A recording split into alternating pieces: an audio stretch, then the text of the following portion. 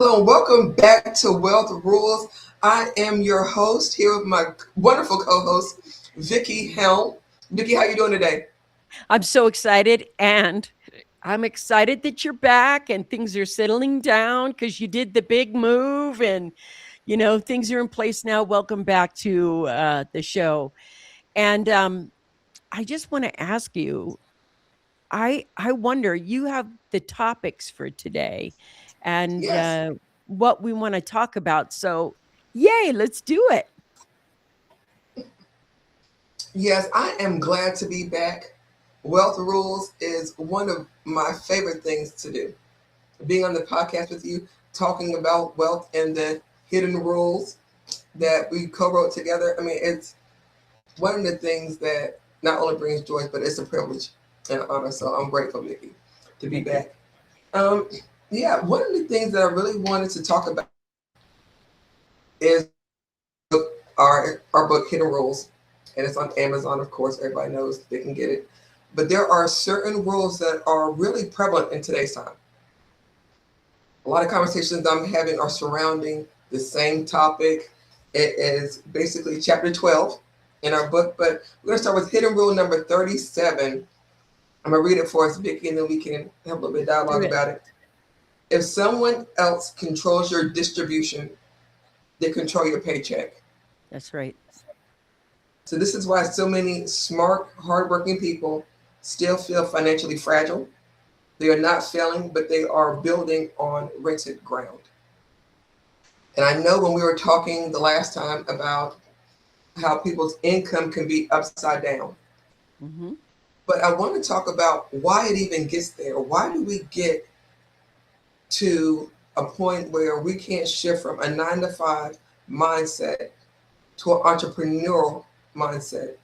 Why do we want to stay renting on someone else's ground? Want to keep working in someone else's vineyard, work a 9 to 5 for retirement, but knowing that in today's economy, that might not be the 3, 4, 5 years. Agreed, There's and got to be. I totally wanna hear your perspective on this because I think it's important. I mean, when you look at that, how is it that we're getting upside down? And most people don't know that they're becoming upside down in their income. They don't understand the process of that. But what's your perspective on that? And I just wanna say, I'm hoping I say this right, please forgive me. Kadamba, welcome. Nice to see you on. But Welcome. do me a favor and share with me your perspective of that because I think that this is one of the most important topics. People are starting to feel stuck or Yes, trapped or they don't know what to do and they keep spinning the same loop over and over again. And so, what's your perspective about this? I have one main perspective, and it's this: there are people who work a 9 to 5 job, who went to college, Mm-hmm. already know that, Mm-hmm. decided that they wanted to make a great income, and did so. In their mind, they wanted to retire from that 9 to 5.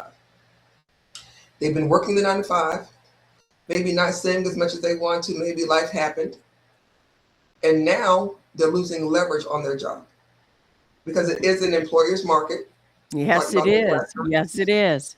So employers could say, hey, I only want to pay you half of what I was paying you because now I have AI, or I can Mm-hmm. create a system that is going to do half of your work. That's right. So we're losing leverage. Mm-hmm. But they can't change their mindset. They can't go from 9 to 5 retirement to entrepreneurship. And I think it has several things to do with what they were taught about money. They feel like they can earn money well with a good job. Mm-hmm. They feel like they have the tools to live in a nice house, That's right. even educate their children. But they should not. In their mind, somewhere there's a disconnect about earning money, saving money, and multiplying their money on their own.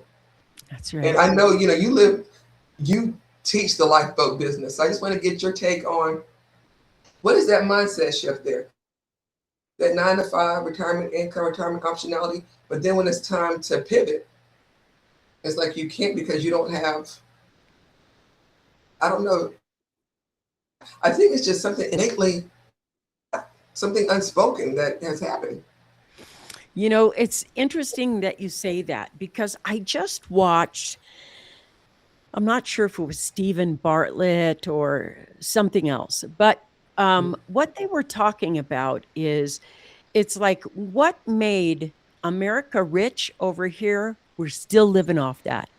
So let's say that before that, the thing that made America rich were farmers. And Mm-hmm. they were the first people that came. And then I hate to bring this up in front of my friend like this, but then we got a lot of free labor. We got a lot of free labor through slavery, and Mm-hmm. they built the United States in that way. And then the Yes. second wave of wealth after slavery was abolished, it wasn't really abolished. There was still cheap labor. Yes. It's like that. So, well, I can't hold you as a slave. You're free to go, but there was no place for them to go. And they had no money, they had no anything. So, what they said was, if you work the plantation still, I'll let you live here rent free. I'll feed you. I'll do that. It was like a, a better deal with some voice. It wasn't really that. But it wasn't until after World War One when we became the reserve currency that Yes. really helped us gain tons of wealth. And we've been riding that reserve currency pony forever. And Mm-hmm. what the reserve currency allows us to do is print more money endlessly. And this is the number one way you're becoming upside down in your money thing, in your money and your wealth coming in.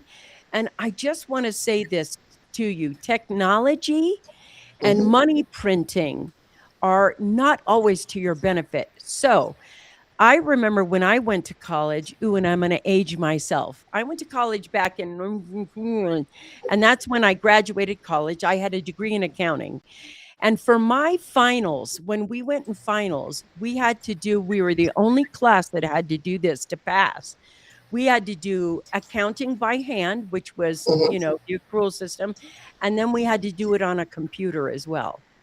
So when the computer came around, all of that time, we did it by hand, moving every debit and credit into its right Mm-hmm. place and creating a balance sheet and an income statement and blah, blah, blah. All the things that your CPA got a lot of money for suddenly got really done in when technology created this software like QuickBooks. And Right. suddenly they could read your bank statement and do it for you. So my pay got cut in half. It was like when you got out of school, that big payola that I started here. Mm-hmm. Mm-hmm. But as soon as technology got the report, it went right down to here. And then I watched technology again. I switched and I worked for Janus Funds in their international accounting department. And I Mm-hmm. remember when Cobalt printed the report, report that I would produce was printed now by the computer and the technology that was of that day. Right. And what ended up happening was what took an 8-hour day took now 4 hours. I was done with work in 4 hours. Well. So what happened was my time that I worked was cut in half. My pay was cut in half because technology had come and Mm-hmm. sped things up. And now we have AI.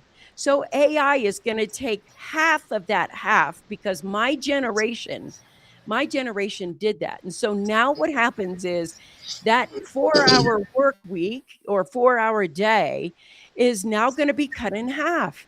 It's going to be faster. AI is going to produce the process in 2 hours total. And what happens is your pay scale is diminishing, the hours that you work are diminishing, and the holdings of any assets or anything else is diminishing. If you're only working half the hours you used to work, how much can you save in your 401k? Or how Right. much are you really investing? How much of that? So The money I could invest was way bigger than the money that people are investing now. Hmm. And even with the investing now, that money's worth is not worth what it used to be. I mean, money is becoming worth less. Yeah. And it's happening over time. It's worth less. So you're investing right now, hoping that your money will help you keep up with inflation and lifestyle. Yeah. But I wanted to point that out because I think what you said is super important. It's like, how is it that this is happening? Well, this kind of sabotage is happening slowly. It's not happening overnight. No. But with AI, it's sped up the amount of time it takes you. So now what employers want is what happened to your friend, where they got rid of the whole department because Mhm. AI is now the department, and you're expected to get the job of 5 people done along with the job you already have because you have AI to help you. And I do not believe that the iteration of AI that we have now is worth letting go of your team for. I don't think that's a smart move. That's just me. So economically, you have your business, you have a bottom line. You want to cut costs wherever you can. Mhm. But at the same time, years ago, I mean, we talked about this before. My children are technology savvy. They love tech. And they used to code and do hackathons and build everything, even as youth, in elementary school. Now, in Google and Facebook, everybody wanted to work there and get all these great benefits, and everybody was competing coding. Now, AI is replacing coders. That's Those right. jobs that were paying all the big bucks are being caught because of margin. And if you're a business owner, you're like, that makes good business sense. That is smart on their part because they're losing, I mean, they're earning back hundreds of thousands of dollars because you have what, three, four, five, $600,000 salaries that you're Yeah. paying. Yeah. And so if you think about one team, you're cutting millions and millions of dollars. So you would think that that would make great business sense.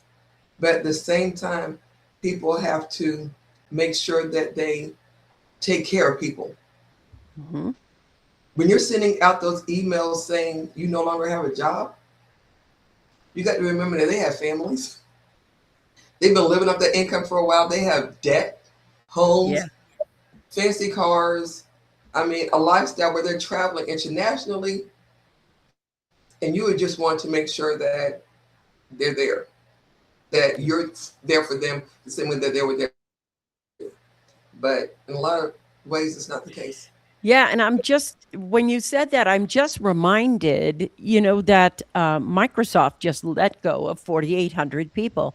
I Yes. think I sent you the thing. I was sent it to you. Here it is. Here it starts. But what's interesting, I want to say hi to Nisha. She jumped on. Hey, Nisha, how are you? Nice to see Hi, you on, my Nisha. friend.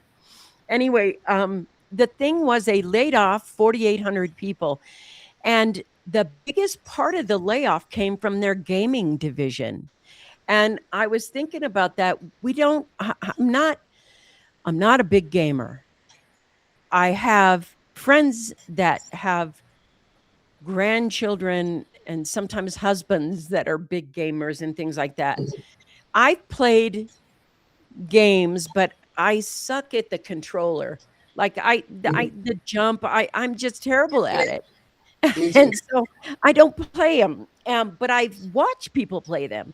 And we've moved from consoles that are made with DVDs, I think they are, or something like that, that you plug in. And now that seems so archaic to say because now there's streaming and there's Yeah. Twitch. People can get on Twitch with you and they make a living. You make a living allowing people to watch you play a video game really well. And I think it's I think it's called Grand Theft Auto, don't quote me. Uh, there are groups of people who literally get together and just try to improve, and they make money on improving that game. But the amount of time that is happening between iterations of how we live. So it's like I remember the big, huge cell phone that was like a shoe, and you had to hold it like this, and we went to the flip phone, and then Mm-hmm. we went to the smartphone, and we move away from the smartphone, and now we don't even call it a smartphone. It's not a phone, it's a device. Yes. And the device went from, "Hi, I can talk to you in my car, and how cool am I? I'm James Bond," to, "Look at me, I'm in a flip phone, and hi, I'm Tevin Campbell, can we talk?" And then we start moving into um, some sort of phone that has abilities and the texting and everything else. And now you can run your life off this phone. And now you can run your life and run your business, a business off an instrument this size that has more camera power than Mm-hmm.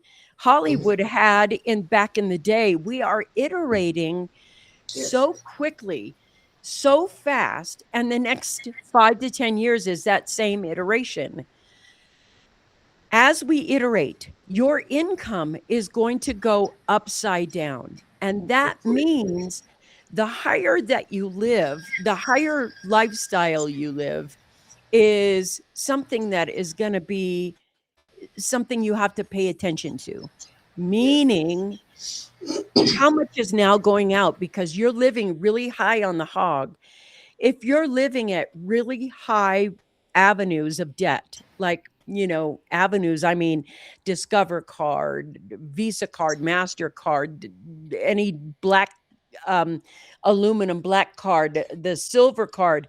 And the reason I'm saying is that the thing is, everyone can get a Capital One card, but to get the silver, platinum, or black card, you have to be really good credit score. And they're giving you 20, 30, 40, 100,000 unlimited credit. So you literally can go into the car dealer and say, "I want that car on a bad day." You say that, "I want that car." And you can swipe that car and pay twice as much for it because you can use credit. And I think so go ahead. I think that that is very true. And you also have to look at when someone is a high earner, 5 to 750, and we're spending, and we're going to spend on cars, we're going to spend on vacation, we're going to spend Yep. all the time going out to eat. But when your income gets turned upside down, you got to navigate these new waters. And in navigating them, you may have to pivot. You may have to say, okay, I need a lifeboat. I need something Yep. else. No one wants to give up their lifestyle. That's We right. just figure out how to maintain it or how to grow it from a different direction, but we don't want to give it up. And then comes into play, we always have this conversation.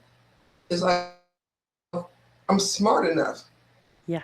but you can't get over the hump to entrepreneurship. I've had friends who said, I'm going to take what I've learned and teach it. It's not the same thing. I'm going to take it and try to put it into a course and market it. Not the same thing. That's They right. have tried it and they said, oh, well, I'm really good at decorating and crocheting. That's not a business. That's more like a hobby. If you can flip it, that's a hustle. But they have these ideas, and it's like I get it. when you're on vacation, we're Yeah. eating, but you got to think 2026. How am I going to replace My the bulk of income. income? How am I going to navigate this new space? I don't feel like anybody. I almost feel like it's Star Trek. We're on a new frontier. We haven't been here before. AI hasn't, been able to come for jobs in the past. Technology's been there, but not AI on this level. And those who are supporting it are only going to see it perpetuate faster. Like I can Yeah. see AI taking jobs left and right. Other people are like, no, that job is here to stay. That job's not going anywhere. People will always need somebody to walk their dogs. Yeah. Really? Yeah. No. People are going to cut back on certain things. And the first thing is they're going to start walking their own dog. Yeah, that's right. That's right. It's gonna be that way, and I wanna address this now because this is where I was headed. Hmm. It is right now that if you ignore this problem, you're just gonna get further upside down, and I think they want you to become upside down. Why? Because then they're gonna take your house. Then they're gonna take you're gonna not be able to save your way out of what's coming. You Right. can't save your way out of what's coming if you work a job where you feel relief when you get a paycheck. You feel relief when you can pay your bills on time. I know I do. I'm like, "Oh, yay, I can pay it. That's good." I don't even think about it actually. Right. I have people and things who do this. I have not paid a mortgage payment for I don't know. I just I don't know. I can't even remember. It's been years. Hmm. But in that time, what happens is she's right. You have to build the bridge. So right now, you're a high income earner and you are on your yacht, and your yacht provides you with what you think is quality of life. And quality of life for you is access. Hmm. Quality of life for you is access to meet people who can give you opportunities or buy into projects that could pay you things later. That access is a form of it's a good ego rub. Face it, I love it. I know Hmm. what it's like to have, the status of a symbol of status. Like, I love that I'm a number one best-selling author. I love that. And yet, as you get into these upper rooms, the question you have to ask yourself is, what do I own? Hmm. Yes. Because access isn't ownership, it's access and it feels good. Right. And access most often is permission based.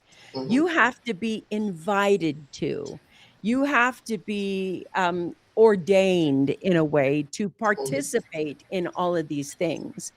And so what happens is all this feels so good because you're like, I'm invested in the market's roaring right now. It's at 52, it's being Yes. held up by a few people, etc.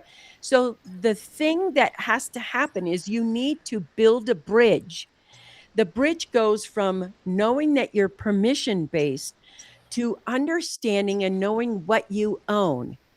So right now you're in this fancy neighborhood, you're in an HOA because you're at that upper high level income.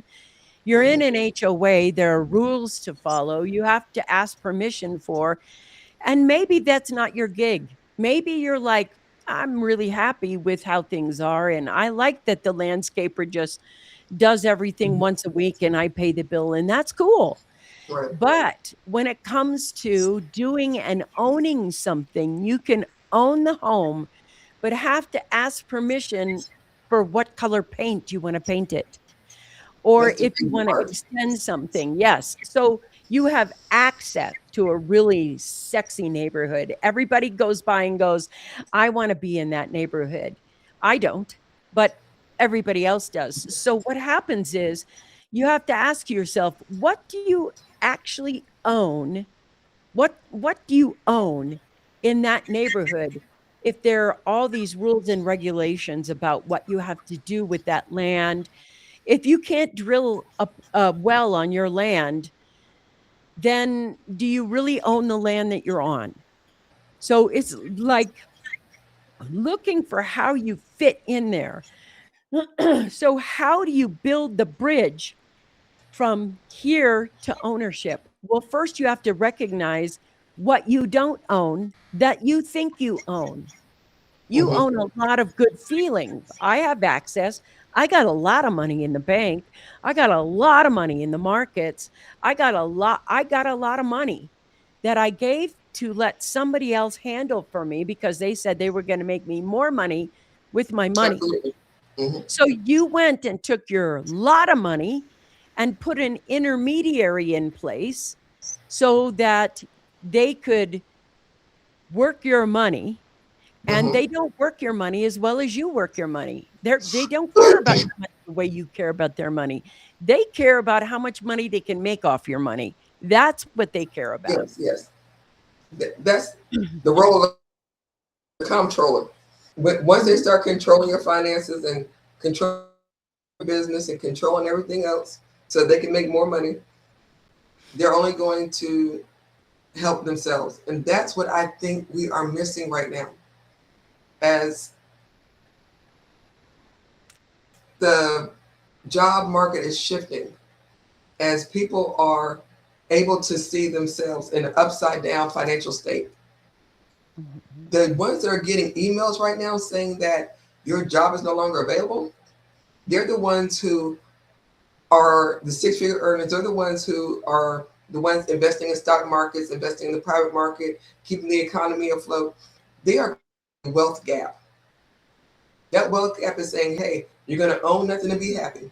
By the time you don't have any more money because you want to keep performing your lifestyle here, your income is now here. It was here. You were saving, spending, afforded a whole lifestyle. Now it's here and you don't want to let go of that lifestyle. Yeah, yeah. When your income is here and your job leverage is gone, that's the part that we're not seeing. That wealth gap is either going to create more wealthy people who are going to be able to see how to get across that bridge, or the people who are saying, you know what, I like where I'm at, and Mhm. whatever they give me for Social Security is going to be what I'm going to have to change my life toward. Yes. Yes, and it's interesting. The point is you need to take the pivot now. And I want to say hi, Kat. Thanks for joining us today. You need to take the pivot now because it's going to be important for you to build the bridge now. Yeah. Now, I want to tell you what's been happening over here. You've built an access life. That's what we're taught to build. Yes. Our wealth system has been built on you having access. But what made us rich after World War II wasn't you having access. It was you building and owning. The wealth of this country was built on entrepreneurs who built and created jobs, who created products, who created things that Americans bought. Then we had this little era of suddenly doing trade Hmm. and labor going to markets that were cheaper.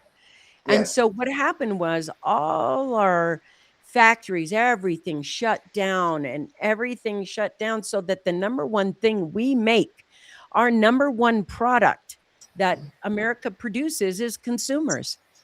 We produce buyers. We We do. don't produce anything, buyers. So here's the thing. When you start building the bridge, you have to accept why you bought this. One, Mm. the hidden rules were kept from you. You Yes. bought this because of a feeling, the feeling of now I feel important.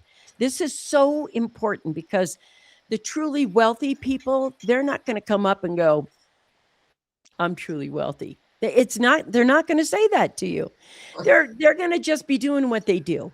And if Hmm. you take a look some of the ranchers and farmers out here who have generational farms that make a few million a year, they're fifth generation. They're so wealthy, and they know what they're doing in their family.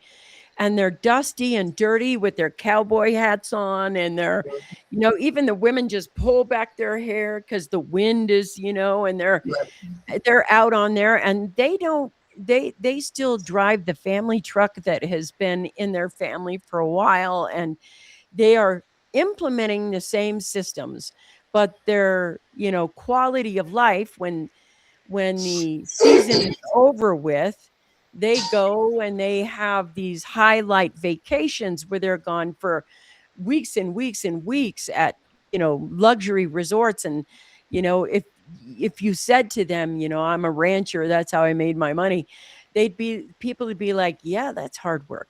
So here's the thing.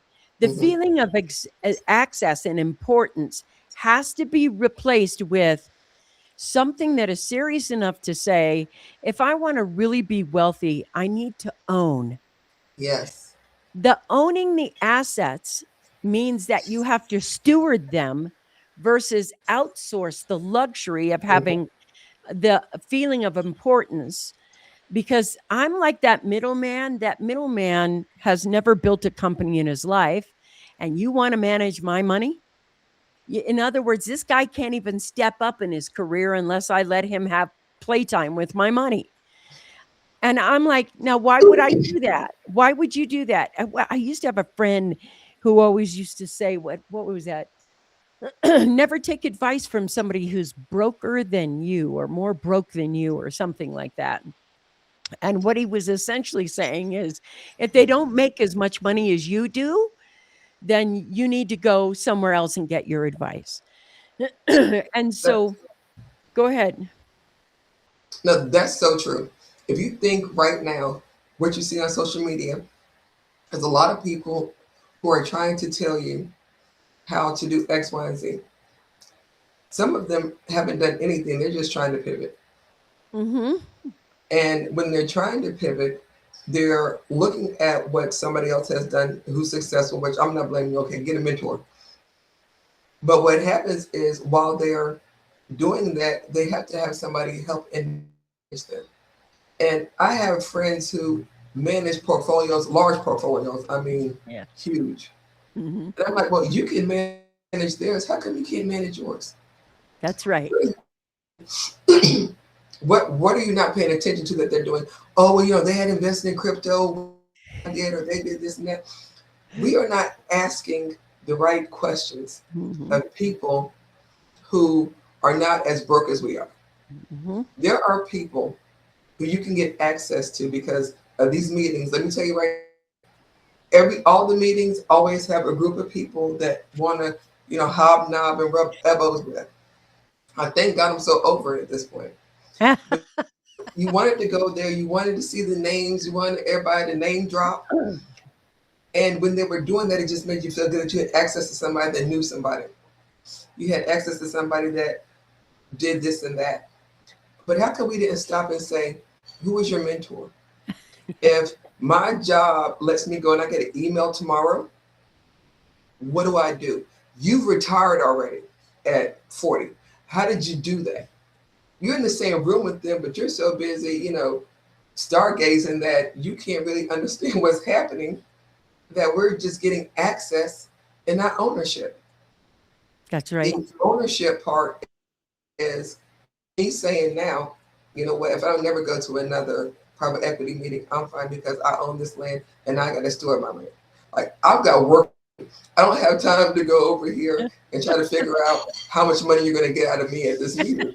I can put this money in the ground, feed my community, feed my family, and make a living off of ownership versus Yeah. access.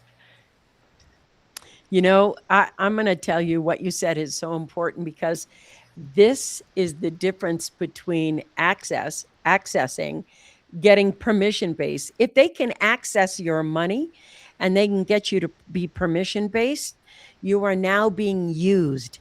You're not being supported. And the thing is, you're being used.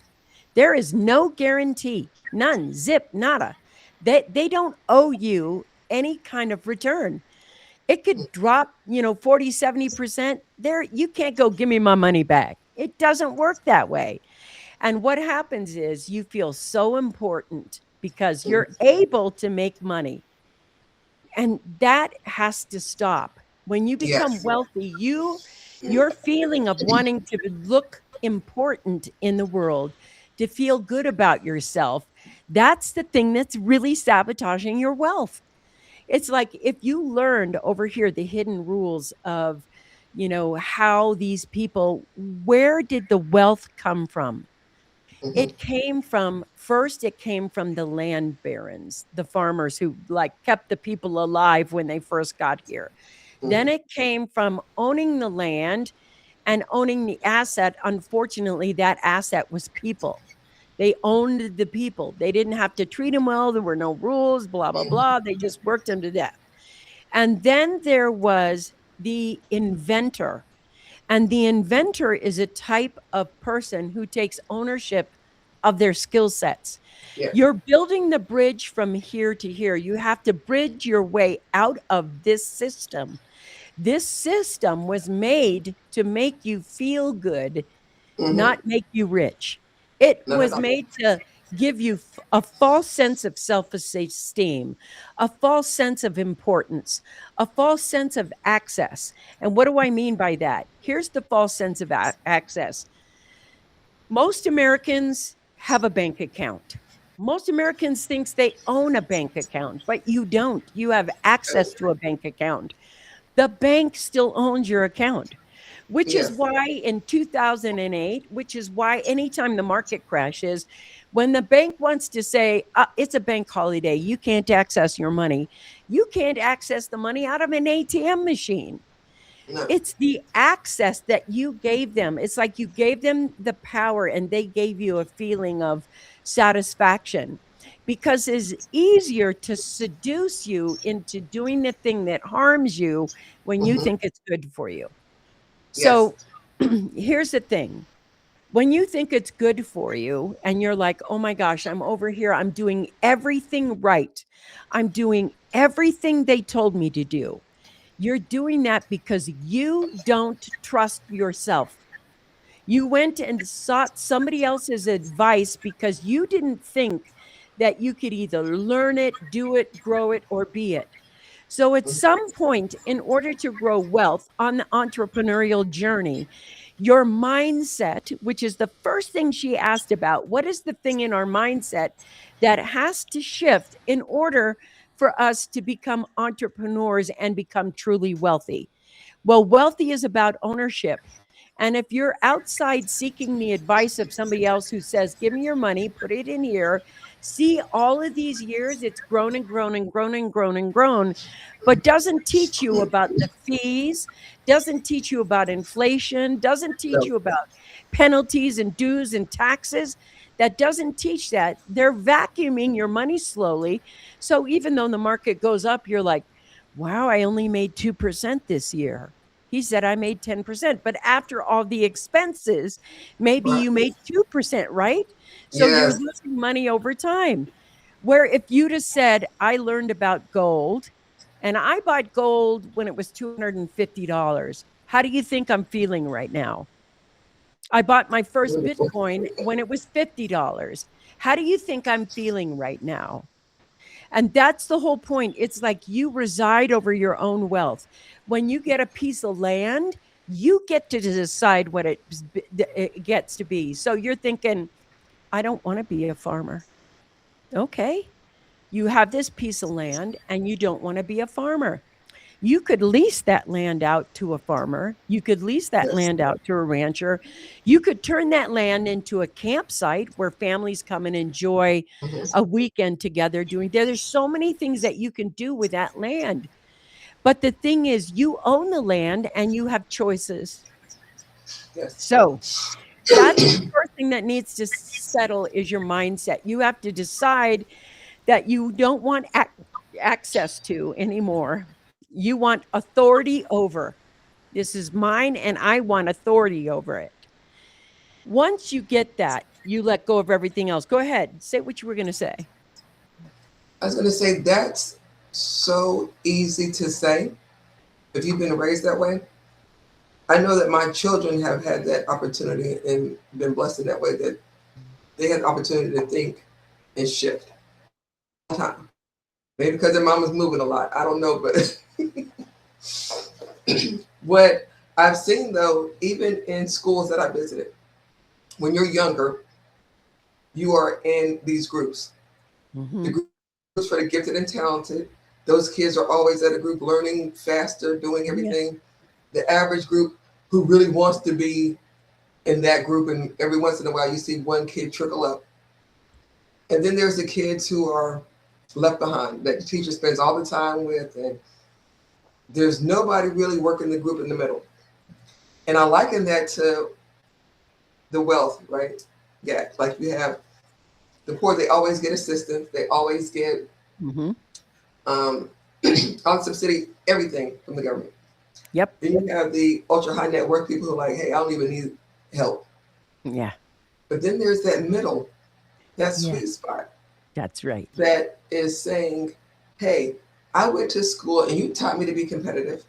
I was in that group that wanted to be the gifted and talented. I was above the average. And you told me to fight to go to the best schools, because when you go to a certain college and you say you went to that college, you Yep. network there, Yep. it gives you a sense of, I have access, absolutely. And now that I have access to this school, to the graduates, to the alum, it just makes you feel like you're killing it. Even if you're not, there are so many people that go to these universities that never graduated, that never made anything of themselves. But if they just tell you that they went to Harvard, if they went Yeah. to an Ivy League, Yeah. you're just, wow, you're brilliant. You're Yeah. smart. They're making six figures just off of the school that they went to, but don't have the ownership because they only have the access. That's right. So there's that sweet spot that's saying, hey, I'm not able to get that assistance here, and I'm aiming there, but they're doing their own thing. Make that 3, 4, 5, 600,000. What am I going to do? Because Yeah. AI is not coming for the high net worth earners. They own the data centers. That's right. They're the ones whose stock is going public, and they're the ones who are handing out the pink slips. That's right. The ones down here, they've been living down here. They know how to navigate. There's survival mode. They have survival mentality. It's Paycheck to paycheck. this middle group. That's right. And I think that point is so important because that's the thing. Stop wanting to be here. First off, put your mind in neutral for a minute. Just hear me out. Let me explain. Just put your Right. mind in neutral. So the first thing that you have to ask yourself is, what do you own? And the second thing you have to ask yourself, what do I believe that is financially sabotaging me? Mm-hmm. So, for instance, your credit score, that's financially sabotaging you. Yes. In order to have a good credit score, you have to have amount of debt that is paid off on time. Mm-hmm. And the second thing you have to do is ask yourself, how do I acquire wealth, not debt?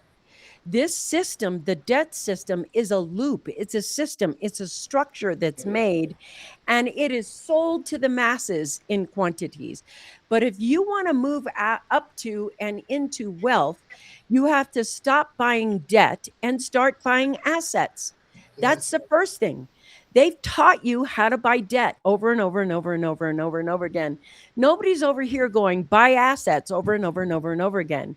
And not only that, they haven't told you what assets are. They've told you that owning stocks is assets. No, it's a claim. That's what it Mm-hmm. is. It's a claim.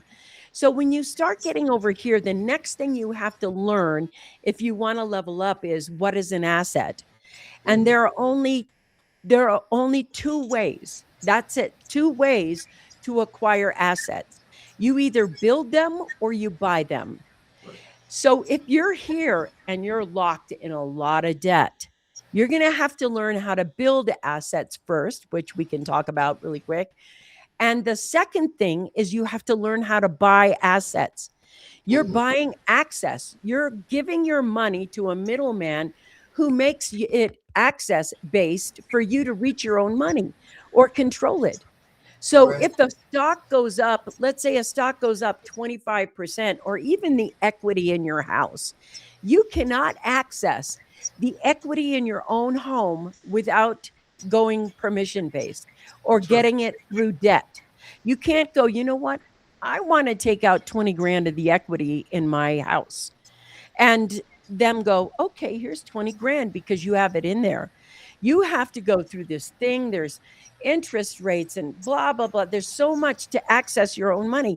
You have to There have permission to add everything. You have to stop this and go over here, which means you learn to steward your money. So the second you buy a piece of gold, and you can hold it for however long you want to hold it. You could pass it down as a legacy, or you could sell it whenever you want to sell it. It's you accessing it, not a gold ETF.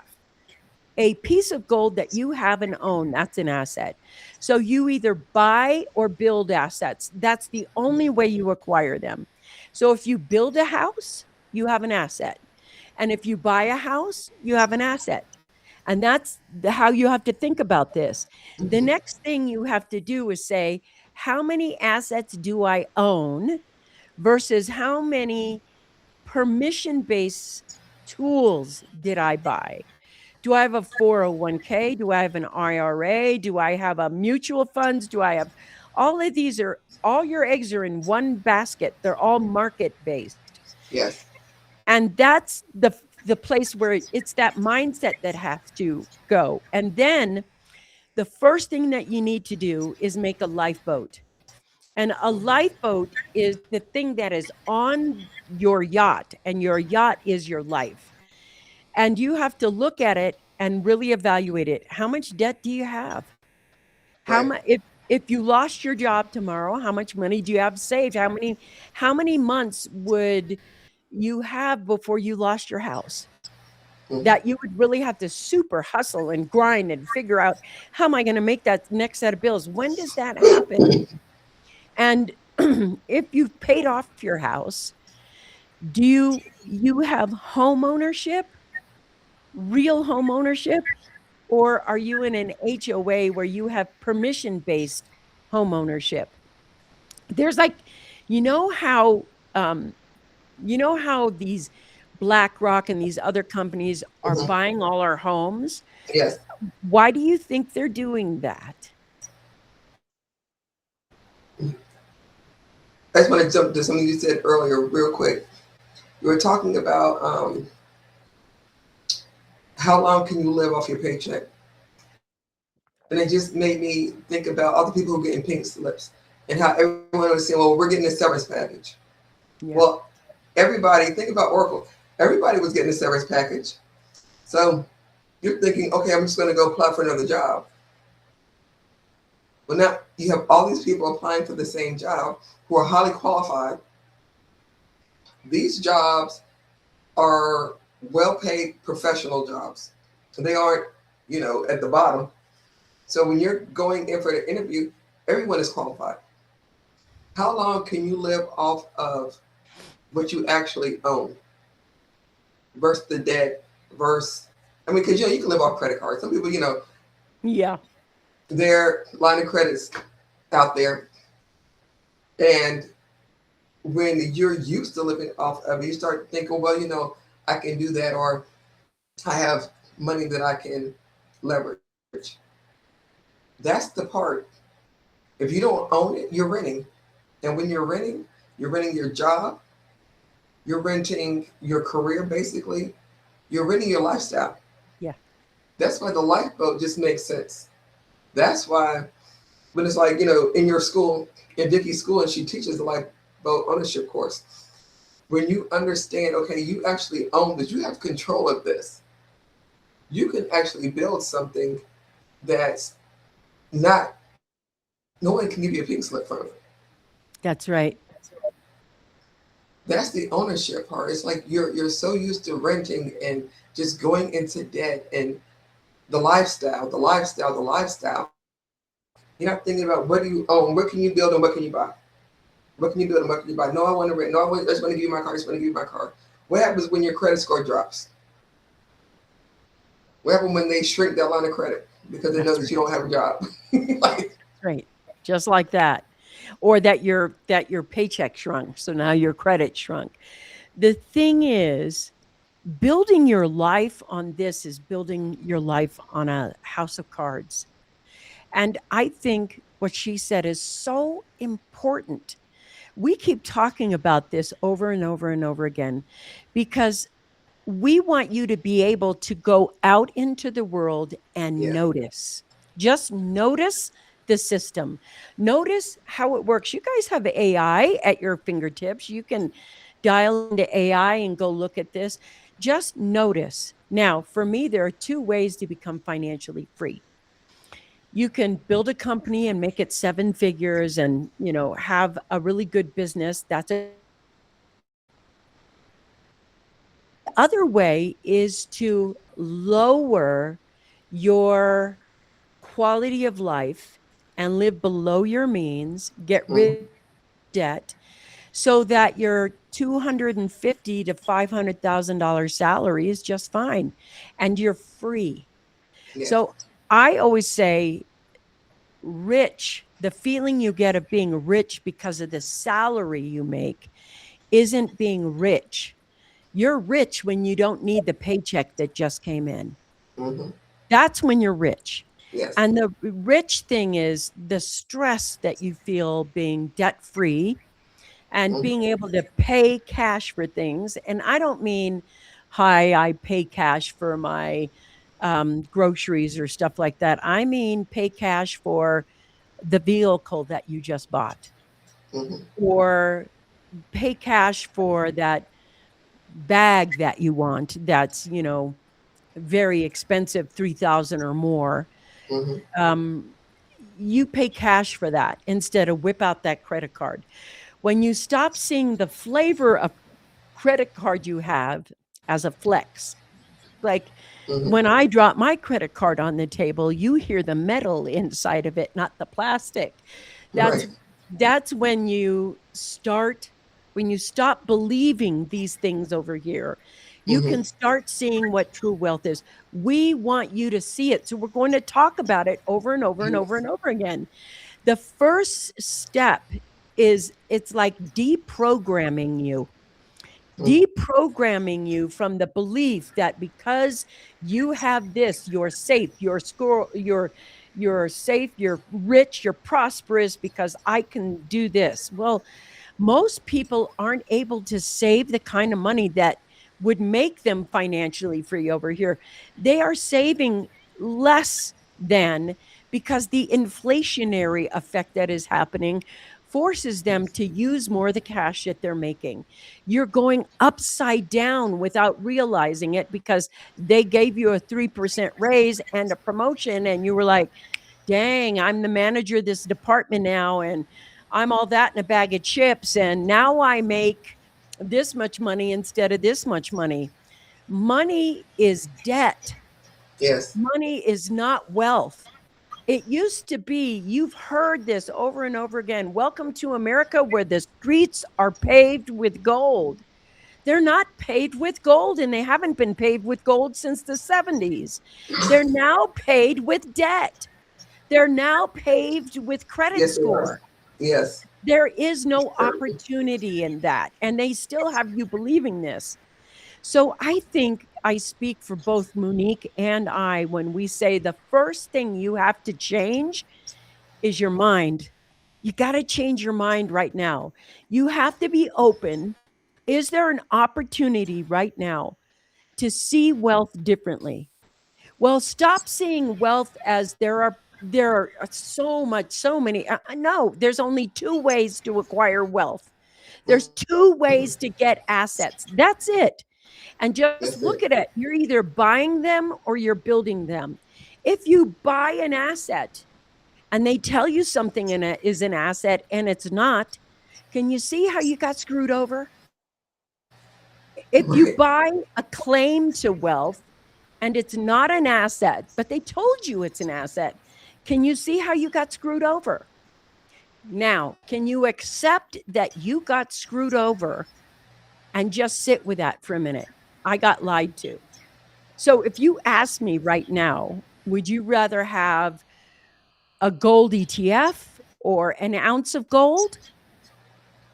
I would say I want the ounce of gold. There to go. And here's what you don't know. Here's the gold ETF. Gold is going to be recalculated to be updated for what it needs to be now. And the Hmm. talk is from China that it needs to be $38,000 an ounce. Would you rather have the paper or would you rather have the gold?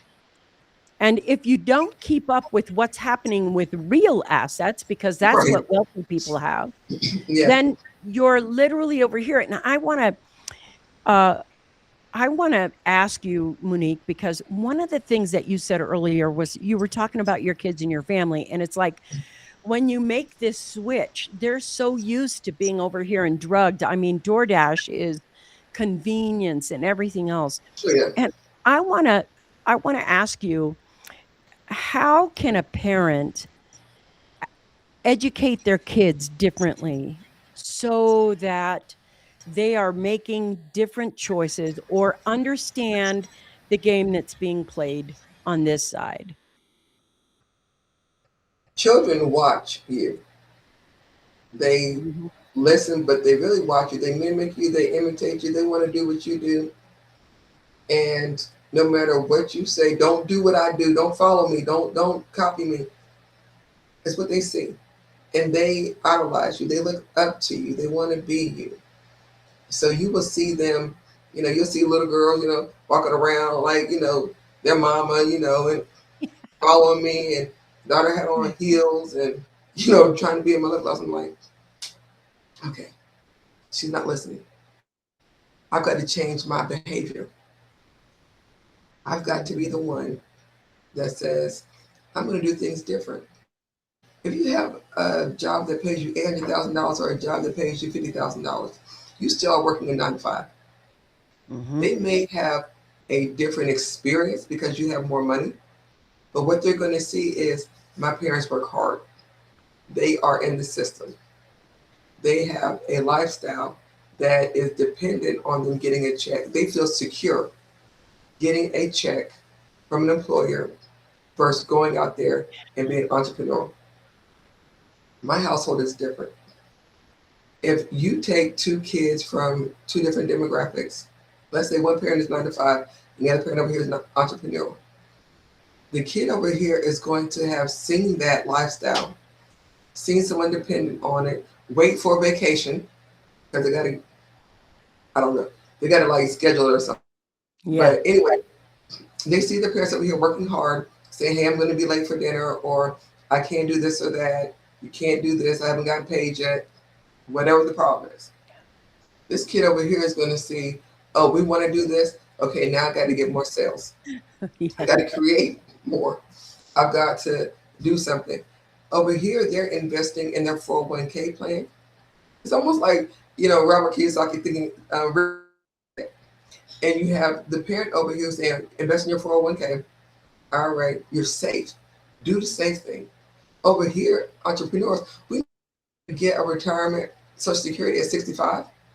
How am I going to retire? I've got to invest in Bitcoin. I've got to invest in gold, silver, commodities. I've got to buy land. I got to buy apartments. I got to buy houses. that's right. What else are you offering that I can buy? I want an invitation to the meeting so that I can buy something else. So when my kids are like, are we going to go on vacation? Okay, let me look at my schedule. You can work from anywhere. That's right. And the difference is, so when you have a person who is rooted and grounded in a 9 to 5, and you're talking to a child, and you're saying, hey, especially when they get older, hey, how do you feel about money? Oh, I feel like you need to work hard. I don't feel like you need to try to risk it because you can lose everything. I went to church and they said, money is the devil. It's just, Yeah, all these different beliefs, like, money is root of all evil. yeah, Can't serve God and mammon too. But what are they really saying about wealth? What are they yeah. saying about owning? Because the Bible also says, go out and possess the land. Be the lender, not the borrower. So That's what right. is your relationship with that? So when people see me, they're like, oh, you're taking a lot of risk. I have taken a lot of risk. It has given me a lot of reward. I've lost some in it. But whenever I think about a 9 to 5, I don't know. 401k is the market and the downturn. What could happen if I'm not owning my own time? So now my kids are the ones who say, okay, I got to own my own time. Even if I do work, I also got to own something of my own too. To the point where one day that will be the one that serves me better. I'm anything against them getting a job or working or going to college. I mean, I'm all for it. But at the end of the day, you've got to know that somebody can give you a pink slip. And it would break my heart if you have built a whole life family, kids, vacation, and somebody give you a pink slip and you couldn't recover because I didn't teach you the skills. That would break my heart. It would break my heart too. It broke my heart just even hearing you say that. Because what came to me is when you work 9 to 5, your child is going to hear you say, I can't. I can't. I can't be at your game. I can't be at your play. I can't go on the field trip with you. I can't go on vacation. We can't afford it. They will hear can't. And the thing that you just said that broke my heart with the if I didn't give them that skills. When your kids grow up and they're super talented and full of potential and they don't believe in themselves because Mm-hmm. you didn't believe in yourself and that's what they have to follow. I think what you said is so important. They're going to hear I can't, and kids look up to you so much that if they see you can't, they think I'm not as smart and good as my mama is. Mm-hmm. Therefore, I can't either. And that it goes into that. And the pulling yourself out of that, that child has to be exceptional. And I mean exceptional to say, well, my mama can't, but I can. And Mm-hmm. if you're one of those mamas that are like, you can do it, you can, you can, you can, you can, you can, mama, how come you can't? I don't know. I mean, that's the hard look at that. Vickie, I've been on a field trip before, and I was a chaperone, and it started running over, and she was like, "I got to get back to lunch. Can you make sure that my daughter eats?" She gave me $2, and her daughter said, "Mom, where do you have to go?" She's like, "My lunch break is over. I got to get back to work. I'm already like 10 minutes over. I got to drive back." And she asked me, she was in fourth, fifth grade. She's like, "Well, what do you do? What do you do that you don't have to go back to work and lunch? How come you can stay?" Did the child ask that? She asked me that. I'm choking up hearing that. I She mean, wanted that's to know why I didn't have to leave my kids and say, "Hey, I got to go. I'll be back too." It's like, how can you stay? Like, what is it that you do that you don't have to go back into the office? And I was just like, that's the thing right there. Those precious moments. I want to tell you one of the most important things I did for my kids. We're going to go over a little bit on this podcast because it's over an hour right now. But one time when my kids were, I had one that was in elementary school, like fifth grade, sixth grade, somewhere around there, and one in middle school, like seventh or eighth grade. I can't remember it. And we had this really awesome summer. We did everything. We went everywhere. We rode every ride. We blazed a trail on every hike. We went swimming at a moment's notice. And what I was trying to do was teach them to be spontaneous. So every mhm, single morning, I would get up, we'd have breakfast, and I'd be like, what do we want to do today? And the only thing that had to be different was we couldn't do the same thing over and over and over and over. Like we went to mhm, this park and we're going again, again, again, again. So, and we went anywhere. If it was like on the other side of the state, we ate breakfast, we got in the car, we went to the other side of the state. So school starts, it's the fall, and it's the about the first week of school. And I don't know about you, but when they all left, there was this ache in my heart. And I was like, I miss them. I miss them. They're doing their thing, but I miss them. But today I wanted to be super spontaneous. So I went to the school and I mhm, pulled them both out of school. I pulled them out and I, said a little white lie. And I was like, well, they have an appointment. I forgot about them and I have to pick them up. So they get in the car and they're like, what's going on? What's going on? And I said, I missed you. And we're going to this theme park that was, in Denver that's really big. And they were like, and they put their hands up. And I took them out of the thing because I wanted them to know that they could be free enough to walk away from that system, that yes, they had, let's go play. And during my high school years, I didn't want my children to go cut school or do anything. So I made agreements with him. There are some mornings you get up and you just don't have it in you. So once a quarter or once a semester at school, you have a day to yourself where you can say no to everything out there and say yes to you. And that yes to you means, if you don't feel it, if you ain't got it in you, and, it's just, you need to lay out in the back and read a book and just be alone and have your alone time, then they would come to me the night before or that morning and they would say, I don't have it in me today. I'm not gonna. And I would let them cut school in that way because I wanted them to think for themselves. If you're like too tired, rest. You don't have to get everything done that day. Now they're in school, but they were gonna be in the working world, and I wanted them not to be burnt out. But when you said that, when you were talking about accessibility, I mean, some of the greatest things, I don't know about you, but at Christmas time, when the kids get up and they sing their songs, I cry all the way through that. And I'm like, oh, look at that, And my son, he would look out in the audience. He'd be like, and if he didn't see me, he couldn't sing. Like if I had to sit up front so I could wave at him and he'd go, okay, you're there. And then, like one time he couldn't find me and I stood up in the audience and I went like this. And then when he saw me, he was like, okay, like he couldn't sing. He would just keep looking until he saw me. And imagine it's like that, how your kids need you. It's like when they're running the race, when they're singing the song, when they're going into the end zone, the whole time they're thinking about how you're going to be proud of them. Yes.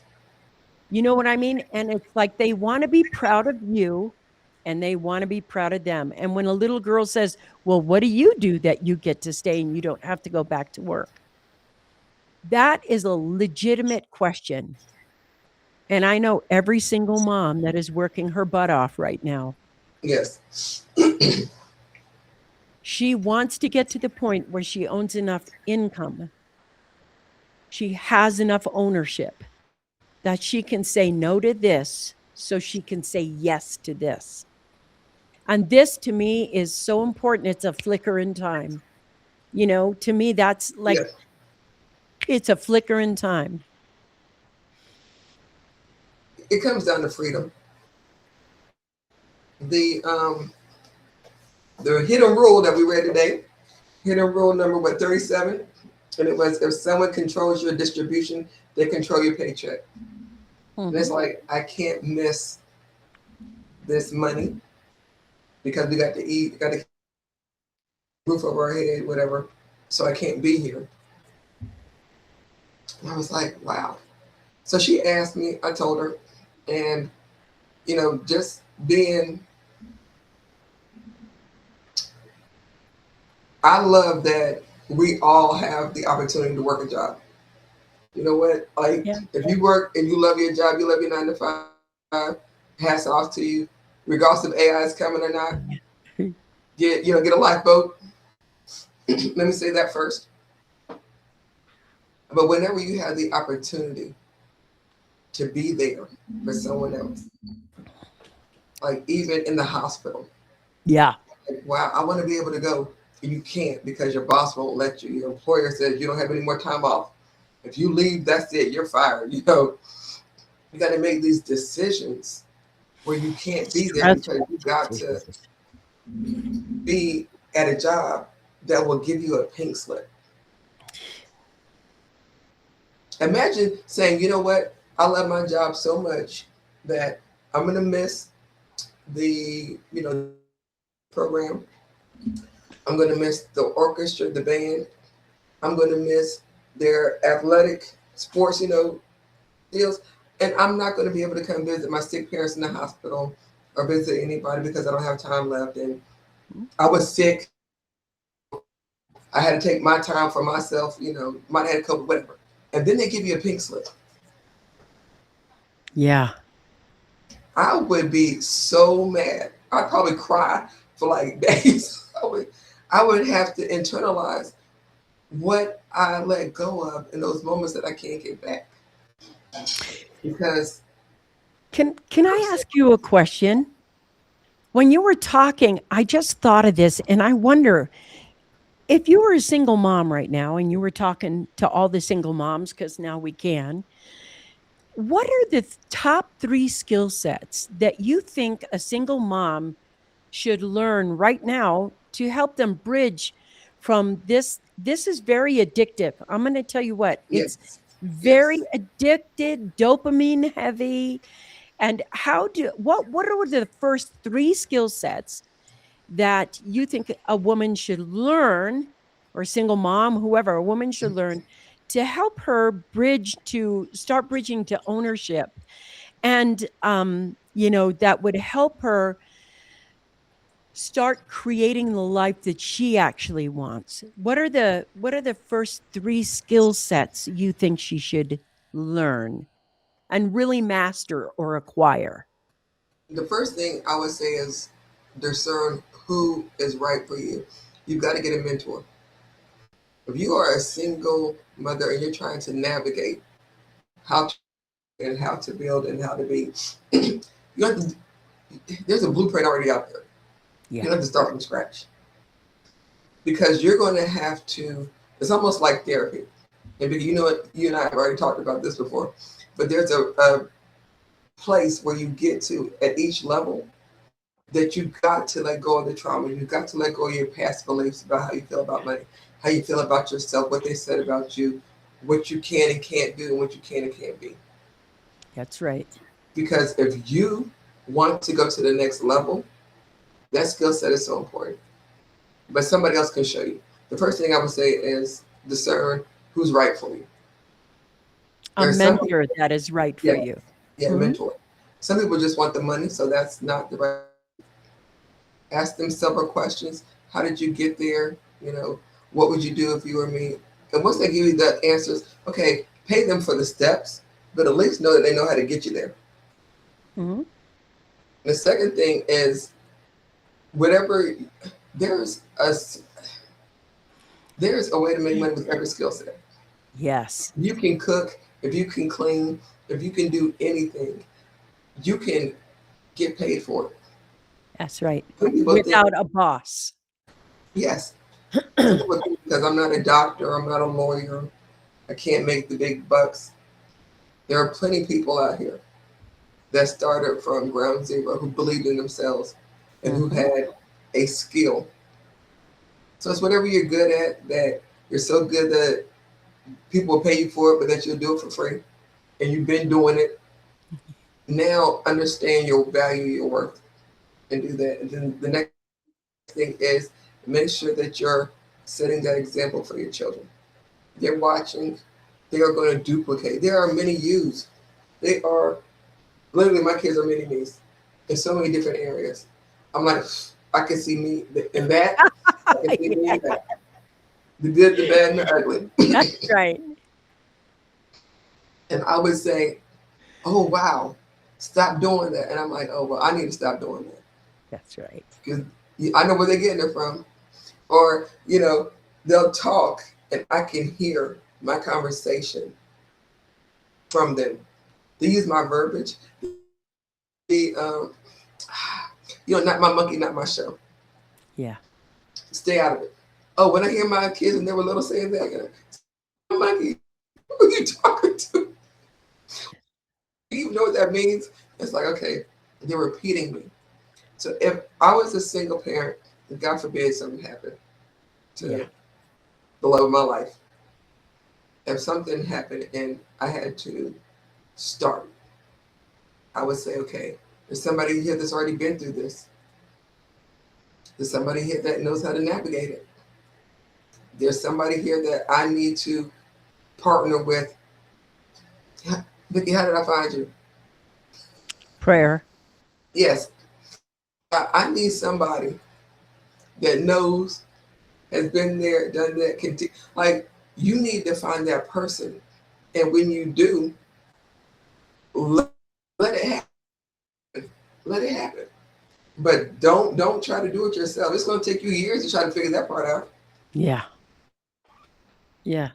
that you could have been building instead of trying to figure stuff out. So true. So true. I think those are important things that need to be said again. I think that we don't look at what we need to do first. And the first thing she said is you need to wrestle your mindset. We love what we believe, even if it's sucky for us, even if it's not good for us. We love to believe what we believe, even if it sabotages ourselves. And she is very clear when she says, you know what? This is the thing right here. I really had to take a look at what I believed and what I wanted, etc. And so we think wealthy people are all the glamazons that drive important cars or have important jobs or have important lives. But I will promise you, they are living paycheck to paycheck. They're in equally the same boat that most of the middle class people are, because all they do is the same thing you do. I make more money, I spend more money, I get more debt. I make more money, I spend more money, I get more debt. I make more money, I spend more money, and I get more debt. It's the cycle that has to stop. And when she talks about you saying, stop and look at what you believe your mindset first. Like if you don't even know what an asset is, just say so. I'm not sure I know what an asset is, because then you're opening. And then the second thing is, she said, stop trying to invent it yourself. There is a system already out there that you can follow. And I'm going to suggest us. And as far as I'm concerned right now, if you don't work with us, you're missing the other side of the boat. You're Right. at the sinking. You're at the sinking part of the boat, and we're in the lifeboat on there. And we'd like to invite you into that lifeboat. And you can do that by subscribing right here Mhm. and let us continue the conversation. And wealth is different right now.